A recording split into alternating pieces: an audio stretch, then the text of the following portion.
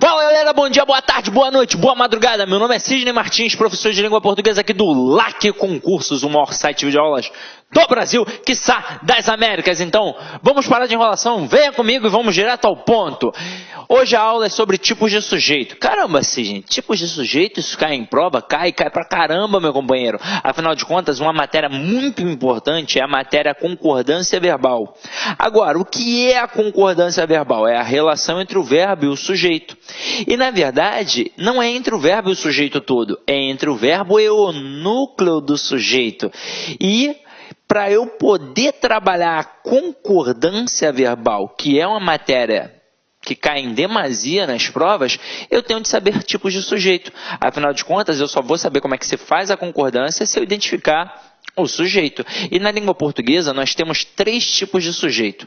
Nós temos o sujeito determinado, o indeterminado e a oração sem sujeito. Caramba, Sidney, mas por que eu lembro de um montão na época da escola? Você lembra de um montão porque eles se ramificam. Mas se a gente entender o conceito principal de cada um, aí, meu parceiro, eu vou tirar de letra. Então, o que a gente vai fazer agora? A gente vai estudar um por um e todas as suas peculiaridades. Então, vem aqui comigo e vamos lá, ó. Primeiro, sujeito determinado. É aquele que aparece explícito ou implícito na frase. Então, eu consigo identificar. Mesmo que eu visualize ou não visualize, eu ainda assim vou conseguir identificar. É por isso que eu divido em sujeito simples, em sujeito composto e em sujeito desinicial. Aí eu já vou fazer uma reflexão com vocês.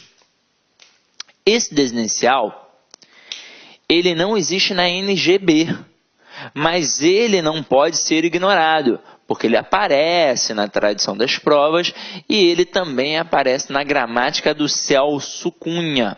Mas o avaliador, ele pode fazer uma brincadeira. Ele pode trabalhar a questão independentemente de como ele tenha colocado no edital, até mesmo porque é hábito nem colocar a bibliografia.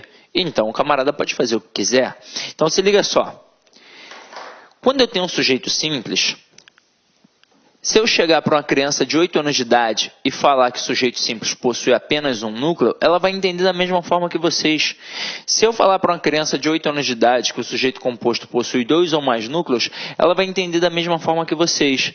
Agora, se eu chegar para uma criança com uma frase que não está aparecendo um sujeito, ela já vai estranhar. Aí imagina se eu chegar para ela e falar que ali tem um sujeito desinicial, que ele não está aparecendo, mas que é facilmente subentendido pelo contexto ou pela desinência verbal. Caramba, essa criança vai me odiar. Então a tia Teteia criou uma das melhores situações pedagógicas que a gente tem. Ela inventou o chamado sujeito oculto, que é o sujeito desinicial, que também pode ser chamado de sujeito elíptico. Mas na hora que ela falou que era um sujeito oculto, o que aconteceu com a criança? Ela falou, tia, agora eu entendi, ele está ali, eu só não estou vendo, é igual o meu amiguinho oculto. E foi exatamente assim que surgiu no mundo escolar. E eu não estou de sacanagem, foi exatamente assim, tá? Só que agora a gente vai ver um por um e entender todas as suas nuances, todas as suas peculiaridades. Então venha comigo, ó. Olha essa frase. Um galo sozinho não tece amanhã. Vamos descobrir quem é o sujeito. Para descobrir quem é o sujeito, eu sempre procuro primeiro pelo verbo. Eu não olho para os substantivos primeiro, eu olho para o verbo. E aí eu vou fazer a pergunta ao verbo. Sempre quem ou que, para saber quem é o sujeito. Só que aí reparem que nesta frase existe uma palavra negativa acoplada ao verbo tecer. Então a palavra também vai entrar na pergunta. Então quem ou que não tece amanhã? Aí a resposta, um galo sozinho. Tudo isso é o meu sujeito. Agora, quem sempre vai ser o núcleo do sujeito? O substantivo sem a preposição. Então o núcleo é a palavra galo. E quem verdadeiramente concorda com o verbo? É o núcleo do sujeito. Então, como o núcleo está no singular, o verbo fica no singular. Até aí, tudo bem? Agora, ao colocar Pedro e Bino consertaram um caminhão, eu vou procurar o verbo. E aí eu vou perguntar a ele quem é o sujeito. A pergunta, ó, Observa, o verbo está no plural, mas a pergunta é no singular. E como assim, Sidney? Está de sacanagem? Não, estou falando sério. Porque você ainda não fez a pergunta, você ainda não viu quem é o referente. Então pode ser que seja uma pegadinha do avaliador. Então você vai perguntar, quem é o que consertou o caminhão? Aí você vai ter como resposta Pedro e Bino. Aí agora você vai observar que tem dois núcleos, tanto Pedro quanto Bino. Então, como tem dois núcleos, o verbo obrigatoriamente tem de concordar com os dois núcleos. E se ele concorda com os dois núcleos, obrigatoriamente vai ficar no plural. Então, realmente a frase está correta. Pedro e Bino consertaram o caminhão. Agora, e se eu botar assim, ó? Os policiais prenderam um assaltante. Aí eu pergunto, quem é o sujeito? Aí você vai achar o verbo e vai perguntar a ele, quem é o sujeito? Então, aqui o sujeito é o termo os policiais. Aí eu pergunto, quem é o núcleo do sujeito? Policiais. Aí agora, sujeito simples ou composto? Simples, sem sombra de dúvida. Ah, Sidney, mas não tem uma porrada de policial? Tem, mas quando eu falo que o sujeito é simples porque possui apenas um núcleo, é porque possui apenas uma palavra como núcleo. Não importa se está no singular ou no plural. Isso não influencia na classificação do sujeito. Isso influencia na concordância verbal. Porque se o núcleo do sujeito está no singular, o verbo fica no singular. Se o núcleo do sujeito está no plural, o verbo fica no plural. Tranquilo? Então vamos lá, que sujeito simples e foi. Agora olha o próximo, que interessante. Sujeito desinencial. Olha a frase. É nesta sala escura e fria, né? Não, perdão, é nesta sala retirada e escura que vamos introduzir o leitor. Quem é que vai introduzir o leitor? Nós. Então, eu consegui descobrir pela desinência número pessoal. Então, nada mais justo que chamar de sujeito desinencial. Agora, nada impede o avaliador de, na sua prova, trabalhar ou a visão escolar ou a visão da NGB. Quando ele trabalha a visão da NGB, ele não tem como trabalhar o sujeito desinencial. Ele vai trabalhar apenas o simples e o composto. Detalhe, não é a visão apenas da NGB, é a visão de alguns gramáticos, como por exemplo o Segala, ele tem a visão da NGB. Mas outros autores já têm uma visão mais escolar, como por exemplo Celso Cunha. Mas, tendo em vista que o cara pode fazer o que ele quiser, e ele realmente pode fazer o que ele quiser, ele pode, quer saber, hoje eu vou trabalhar só a NGB, hoje eu vou trabalhar a visão do Celso Cunha. Aí você vai olhar e, caramba, o que eu faço? Você tem de ser esperto e olhar para a questão e identificar a intenção deste avaliador, caso ele queira trabalhar em cima disso daqui. Porque se ele quiser trabalhar em cima da NGB, ele vai botar assim, ó, na oração que foi citada, nós temos que tipo de sujeito? Aí ele vai botar letra A, simples, letra B, composto, letra C, oração sem sujeito, e letra D, indeterminado. Então vamos lá. Primeiro de tudo, quando está lá no edital, concordância verbal, isso já mostra que o cara pode cobrar tipos de sujeito. Ele pode cobrar. Ele pode cobrar. E se ele quiser, ele vai cobrar. Agora, como ele vai cobrar? Meu irmão, ele pode cobrar de diversas formas. Se ele for trabalhar com isso daqui e quiser fazer uma pegadinha, ele vai fazer. Mas e aí, tá errado, não sei o quê. Meu irmão, tem que estar preparado para tudo. Então, se ele bota isso daqui, a resposta é sujeito simples. Veja que ele não colocou o sujeito oculto, ele não colocou o sujeito desinencial. Ele está mostrando que nessa questão, ele quis trabalhar de acordo com a visão da NGB. O que é NGB? É a norma gramatical brasileira. E na norma gramatical brasileira, quando se fala de sujeito determinado, só tem o simples e o composto. E na hora que você identifica o nós, quantas palavras tem aqui? Uma. Então, sujeito simples. Agora, E se o avaliador na sua prova quiser trabalhar a visão escolar, a visão, por exemplo, do Celso Cunha, a tradição escolar, ele vai tirar esse simples aqui e vai colocar oculto ou desinencial. E vai ser a sua resposta. Agora, o que ele não poderia fazer? Colocar os dois. Ele não poderia, porque aí estaria arrumando sarna para se coçar, porque muita gente iria entrar com recurso para poder anular a questão. Entendeu a pegada? Então, eu estou querendo te mostrar que isso aqui, dependendo do autor que o avaliador queira utilizar, pode ser o chamado oculto, desinencial ou elíptico, ou ainda assim pode ser chamado sujeito simples, porque por mais que eu não esteja vendo, eu consigo identificar, então é determinado. E na hora que eu identifico, eu vejo que tem só uma palavra, ok? Tranquilo? E na minha prova, Sidney, como é que vai fazer? Eu quero saber na minha prova. Na sua prova pode ser qualquer um dos dois. Então você tem de ficar esperto no comando. Porque, meu irmão, se o cara bota aqui simples, fala sério. Não tem como ser composto. Não tem como ser uma oração sem sujeito. Não tem como ser indeterminado. Então, o cara aqui é identificado, é determinado.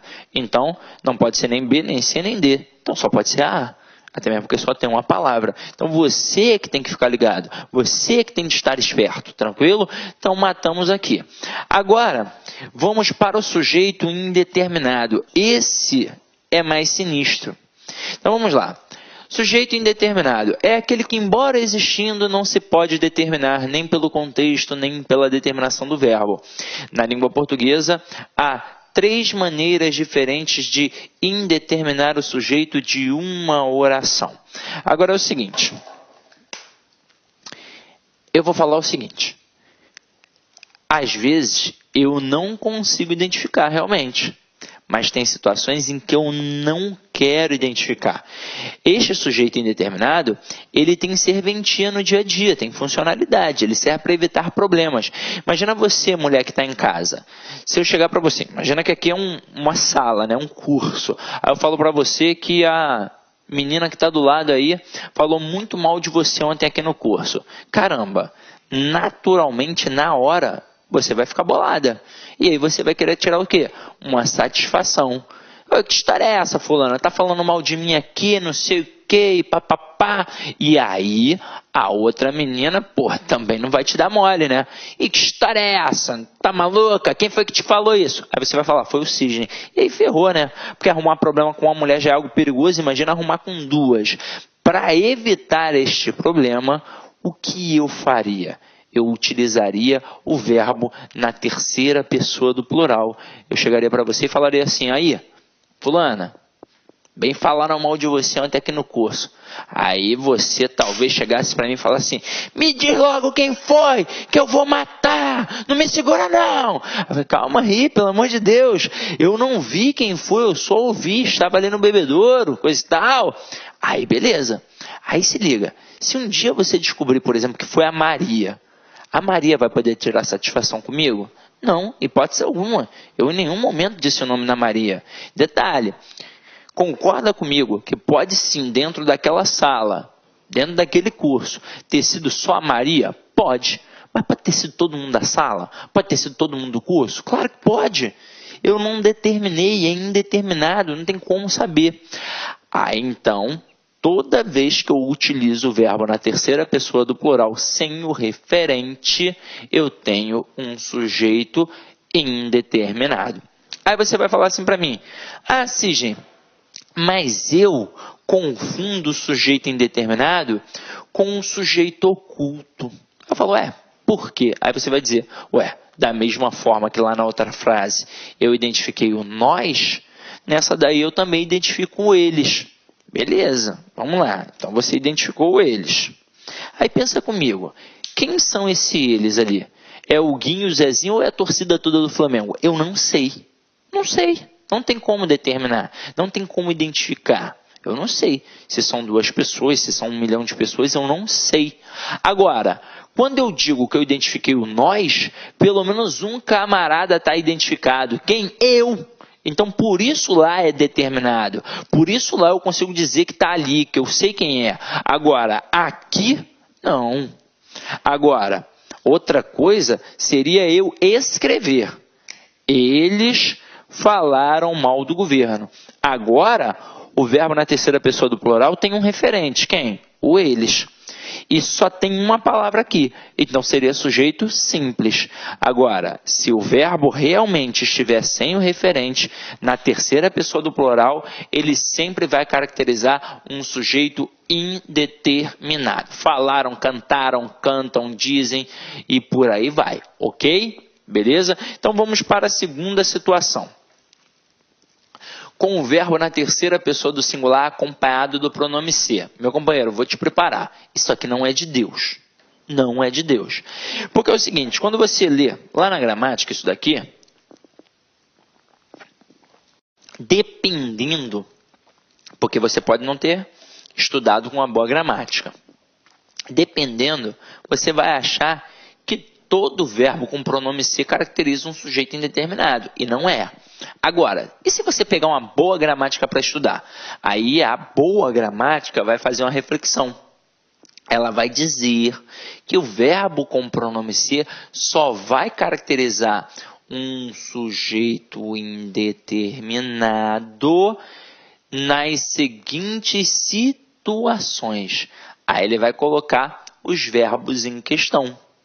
Até mesmo porque uma frase que tem o verbo mais o pronome ser pode ter um sujeito determinado, pode ter um sujeito paciente. E aí, como é que fica?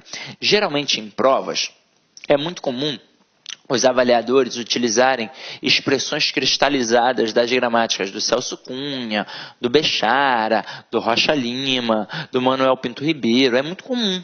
Então, vai usar expressões cristalizadas das gramáticas tradicionais. Então, o cara pode botar precisa-se de empregadas, ou então vai colocar, ó, vende-se casa.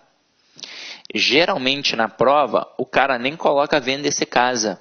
Ele coloca vende-se casas para te derrubar. Porque a primeira frase, precisa-se de empregadas, está perfeita, de acordo com a concordância. Agora, a segunda, vende-se casas, está errada de acordo com a concordância. Aí você vai falar assim, ué, mas como assim? Eu sempre vi desse jeito, as pessoas fazem assim. Claro, por exemplo, seu Joaquim tem uma casa, na verdade uma casa não, um terreno com 3 casas. Ele, seu Joaquim, não pensa na convenção gramatical, ele pensa num processo lógico. Então ele vai se determinar como vendedor e vai colocar casas no plural para mostrar para quem está lendo aquela plaquinha que ele tem mais de uma casa ali para vender. Ah, tem mais de uma casa, então vamos lá, vamos dar uma olhada. Agora, ele não leva em consideração a gramática tradicional. E para a gramática tradicional, a segunda frase está errada. O correto seria vendem-se casas. Vamos entender por quê. Lá na gramática, quando o cara bota o verbo mais o pronome ser, ele diz que essa frase pode ir para uma voz passiva analítica. Como assim? Quando a gente tem a voz passiva, teoricamente é aquela na qual o sujeito sofre a ação. E a gente consegue dividir em 2 etapas. Eu tenho a voz passiva sintética, que é menor, composta de verbo mais o pronome ser, tanto é que eu posso chamá-la de voz pronominal.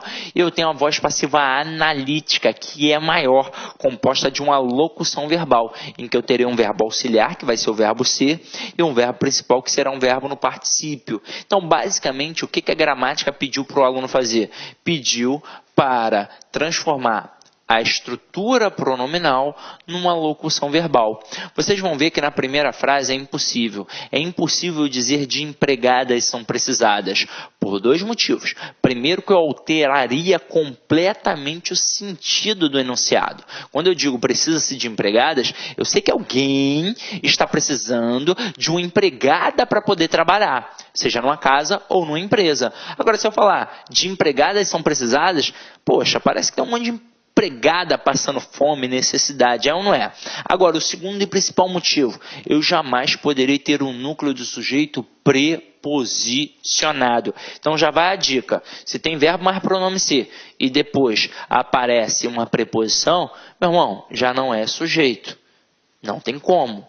Agora, quando o cara coloca vendem-se casas, dá ou não dá para escrever casas são vendidas? Dá para escrever casas são vendidas. Então, na frase casas são vendidas, quem é o sujeito aqui agora? Casas. Então, se casas aqui funcionou como sujeito, então ali casas também vai ser o quê? O sujeito. E é o seguinte, meu companheiro, se é o sujeito, o verbo tem que concordar com o sujeito. Então, se eu boto casa, eu tenho que colocar vende-se casa, porque o verbo concorda com o sujeito. Agora, se eu colocar casas, o verbo tem de concordar com o sujeito. Então, como o sujeito está no plural, o verbo fica no plural. Ah, Sidney, sempre vai ser assim? Sempre. E se você sempre fez direitinho e nunca deu errado, não mexa em time que está ganhando. Agora, Sidney, e se o avaliador quiser fazer uma pegadinha? E se colocar a frase grande demais? Ou então, e se ele fizer inversões? Ou se eu nunca aprendi mesmo na vida? Como é que eu vou fazer? Vamos lá. Eu vou passar um quadrinho que vai te auxiliar. Um quadrinho que vai te auxiliar. Tá? Ó. Pensei em verbo mais pronome ser. Eu vou pensar na classificação do verbo. Então, quando eu tiver verbo transitivo direto e indireto, isto por causa do direto, mais o pronome ser, eu, sem sombra de dúvidas, agora terei uma PA. O que é PA? É uma partícula apassivadora. Por exemplo, a gente agora está falando de tipos de sujeito. Para poder trabalhar concordância verbal, estamos falando de vozes verbais. Então, na aula de vozes verbais, eu vou falar disso aqui de novo. Para quê? Para poder massificar. Quanto mais vezes você vê aquele determinado conteúdo, mais você massifica. E agora você começa a entender que na língua portuguesa nada é separado. Está tudo associado. Então se liga só, como essa aula é importante. Então, se eu tenho PA, que é a partícula passivadora, ela serve para indicar a passividade de um sujeito. Então eu teria um sujeito paciente. Mas, se for verbo transitivo indireto, verbo intransitivo, verbo de ligação, ou até mesmo um verbo transitivo direto, mais um objeto direto preposicionado, mais o pronome ser, eu disse que não era de Deus, eu agora terei um PIS. O que é o PIS? É uma partícula de indeterminação do sujeito. Dependendo do autor, pode chamar de partícula, pode chamar de pronome, pode chamar de índice, pode chamar de símbolo. Meu irmão, é a mesma coisa. É para mostrar que o sujeito é indeterminado. Então aqui o sujeito será indeterminado.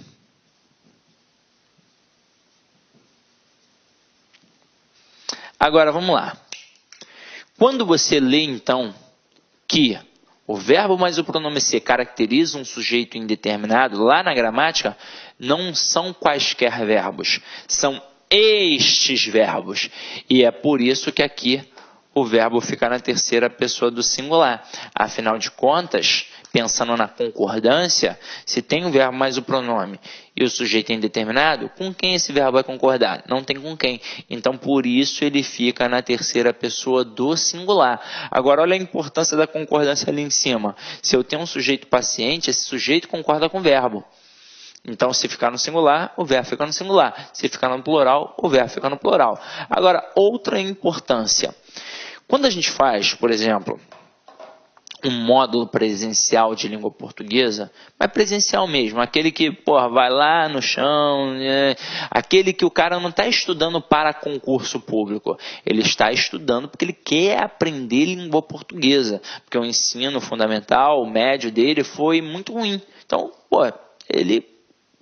foram ruins. Então, não tem como. Sim, meu ensino fundamental foi péssimo, meu ensino médio foi péssimo, então eu quero fazer um módulo. Aí ele vai fazer aquele módulo lá do beabá, lá do início. Na prova do concurso público, não tem, de repente, por que você estudar assim, a não ser que você tenha uma deficiência muito grande, realmente. Eu preciso do beabá. Agora, se você quer estudar para concurso, tem que estudar aquilo que cai. Mas vamos lá, o cara, quando está lá no beabá, ele estuda todas as funções do ser. Todas. Mas em prova, eu preciso dar tudo? Não, meu irmão. O que cai em prova? PA e PIS. Aí de vez em quando cai uma partícula reflexiva, de vez em quando cai uma partícula recíproca, mas cai PA e PIS. O que é PA e PIS? É isso aqui, ó. Partícula passivadora e partícula de indeterminação do sujeito. E o que eu faço para identificar? É só olhar para a classificação do verbo. Verbo transitivo direto ou transitivo direto e indireto, o pronome vai ser apassivador. Se forem estes outros verbos aqui, o pronome será de indeterminação do sujeito. Agora vamos ver se isso daqui funciona na prática. Vamos voltar para aqueles exemplos, ó. Precisa-se de empregadas. Quem precisa, precisa de alguma coisa. Então, o verbo transitivo indireto mais um pronome ser. Verbo transitivo indireto mais pronome ser, eu tenho uma partícula de indeterminação do sujeito. Então, o sujeito é indeterminado. Agora, se o sujeito é indeterminado, o que aparece depois ali vai ter de ter uma classificação. Como o verbo é transitivo indireto, aqui a gente tem um objeto indireto, ok? Agora, e quando eu boto vende-se casa?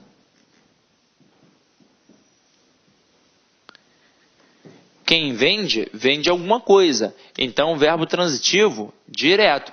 Verbo transitivo direto mais pronome ser, o que nós teremos? Uma partícula apassivadora. Se a partícula é apassivadora, aqui então nós teremos um sujeito. E aí foi o que eu disse a vocês. Ali, como é objeto, o verbo não vai flexionar. Então, se o cara, por exemplo, colocar precisa-se de empregada, e aí ele destaca empregada, e diz assim, ó, a pluralização do termo destacado, aí passa a ser empregadas, acarretaria automaticamente a pluralização verbal. Errado.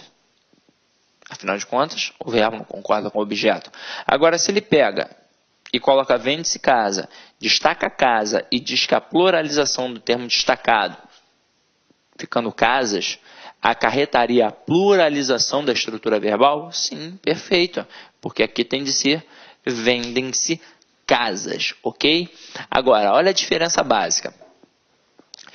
Em todo aquele quadrinho que eu mostrei para vocês, todo aquele quadrinho, os verbos mais importantes para você são transitivo direto e transitivo indireto. Se você já domina isso, pô, tá tranquilo. Porque você vai começar a perceber que com o verbo transitivo indireto vai aparecer preposição. E aí você já mata que não tem sujeito. Já mata que o sujeito é indeterminado, na verdade. Porque eu sei que alguém precisa, mas eu não sei quem.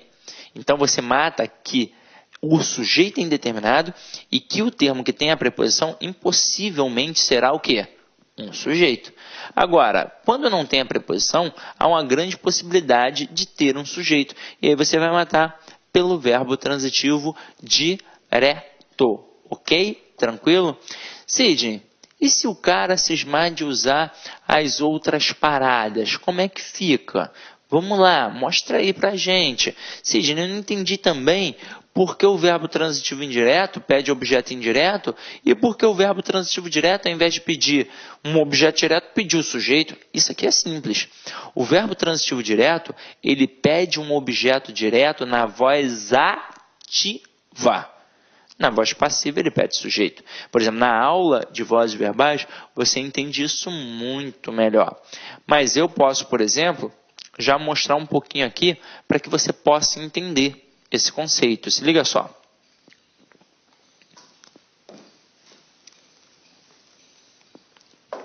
Eu boto assim, ó. Pedro comeu o bolo. O bolo foi comido por Pedro.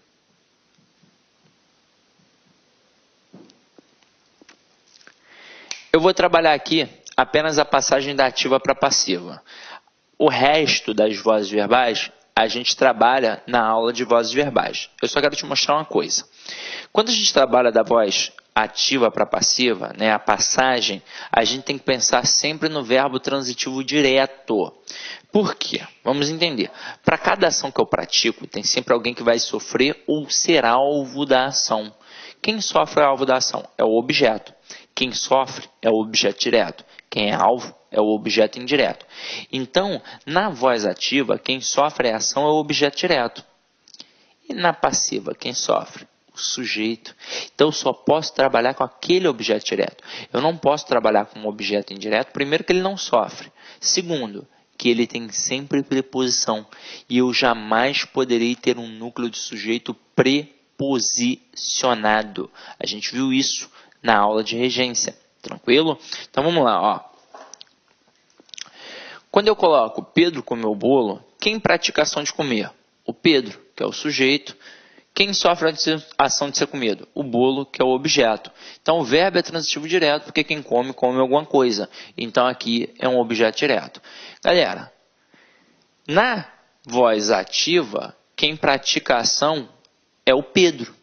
Na voz passiva, quem vai praticar a ação também será o Pedro. A única coisa é que na ativa, quem pratica é o sujeito. E na passiva, quem pratica é o agente da passiva. Na voz ativa, quem sofre a ação é o bolo. O bolo vai continuar sofrendo a ação na passiva. Eu só vou mudar a função sintática, porque na ativa quem sofre é o objeto e na passiva quem sofre é o sujeito. Então, houve o que aqui? Um cruzamento. Então, por isso o verbo transitivo direto pede um objeto direto na ativa e na passiva ele pede um sujeito. Então, na frase vende-se casa, o verbo é transitivo direto, mas como é uma voz passiva sintética, então ali eu tenho um sujeito, porque a voz é passiva, ok? Então, na aula, na aula de vozes verbais, a gente vai aprofundar todo esse conteúdo aqui, tá? Eu só levantei a bola para você não ficar com dúvida sobre o processo. E caso você queira continuar estudando mais, aí é só ir lá na aula de vozes verbais para poder estudar mais um pouquinho sobre isso, beleza? Então vamos lá, vamos continuar a nossa brincadeira aqui, ó. Aproveitando que a gente botou os verbos mais o pronome ser, eu vou colocar aqui agora 4 frasezinhas. Aluga-se apartamento.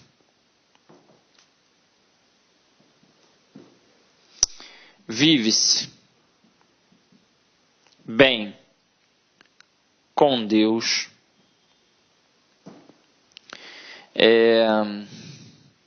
Comeu-se o bolo e comeu-se do bolo. Presta atenção na malícia do camarada. Quando eu coloco aluga-se apartamento, pensa na classificação do verbo. Quem aluga, aluga alguma coisa. Então é verbo transitivo direto. Verbo transitivo direto mais o pronome ser, o que eu tenho? Eu tenho a partícula A passivadora. Então apartamento só pode ser o quê? Sujeito. Tanto é que se eu colocar apartamentos, eu não vou poder deixar aluga-se apartamentos. Eu deveria obrigatoriamente colocar alugam-se apartamentos. Apartamentos são alugados. E na hora que eu boto vive-se bem com Deus, pensa no verbo. Quem vive, simplesmente vive. Então, um verbo de sentido completo. É um verbo intransitivo. Quando eu tenho um verbo intransitivo mais o pronome ser, eu tenho um PIS. Uma partícula ou um pronome, né, tanto faz, de indeterminação do sujeito. Então, se o sujeito é indeterminado, o que aparece depois ali do pronome não vai ser o sujeito. Então, vamos analisar. Se o verbo é intransitivo, a gente viu na aula de transitividade verbal, ele tem sentido completo, normalmente, e todo elemento atrelado a ele, tenha sido exigido ou não, é um adjunto adverbial. Pode ver que aqui, ó, é o modo como ele vive bem. Então, adjunto adverbial de modo. Olá, meus amigos, minhas amigas, sou o professor Luiz Antônio Carvalho, estou aqui para fazer um convite muito especial. Você que assistiu aí uma pequena parte de uma aula nossa demonstrativa aqui da La Concurso para o nosso curso específico, nosso curso focado para a Polícia Civil do Estado do Espírito Santo 2019. É isso mesmo, dia 28 de dezembro o edital foi publicado. E claro, nós aqui da La Concursos, há quase 10 anos no ar aí, atendendo diversos cursos online, diversos concursos aí no Brasil todo, através dos nossos cursos online, não poderíamos ficar de fora. E nós temos aqui 3 serviços muito específicos, muito focados para vocês. Se vocês quiserem fazer a matrícula, é só clicar aqui na descrição. Nós temos 3 cursos, né? Então, primeiro, você vai ter aqui, ó, o nosso curso para o cargo de investigador, completaço, ponto a ponto do ditado, garantido, cara, muito bom, com os professores aí, você acabou de assistir essa videoaula, por apenas 10 parcelas de 25. Cara, melhor custo-benefício, menos que R$1 por dia, R$250 aí, você sair com a sua família aí no final de semana, aí você gasta muito mais do que isso. Isso aqui você pode ter certeza que vai ser o seu melhor investimento da sua vida, né? Melhor investimento da sua vida. Nós temos mais 2 cursos específicos para a Polícia Civil. Nós temos aqui o curso para auxiliar, tá? Auxiliar de perícia médico legal, completo, ponto a ponto digital, apenas 10 parcelas de 20. E para quem vai fazer os demais concursos aí, concorrer, aliás, os cargos de nível superior, nós temos conhecimentos comuns aí, 10 parcelas de R$20, cara. Ah, professor, é muito barato, será que o negócio presta? Será que o negócio é bom? Cara, papo reto com vocês, eu sou proprietário, sou responsável da La Concursos, eu tenho a plena convicção que os nossos produtos, os nossos serviços têm um valor agregado muito maior do que esse, mas muito maior, muito maior. Só que 10 anos atrás, quando a gente prospectou lá concursos, a gente queria socializar o conhecimento, a nossa proposta era oportunizar grandes aí oportunidades aí para todos os concurseiros do Brasil todo através da internet. Bacana, meus amigos, então espero vocês aqui na La Concurso. Forte abraço, fique com Deus. Feliz 2019 para todo mundo. Fui, tchau.